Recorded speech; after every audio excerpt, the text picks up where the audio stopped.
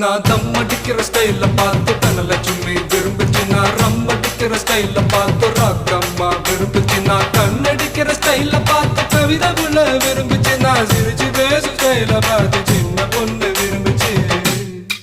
போட்டு நான் யாரையும் விரும்பல, எனக்கு யாரையும் பிடிக்கல.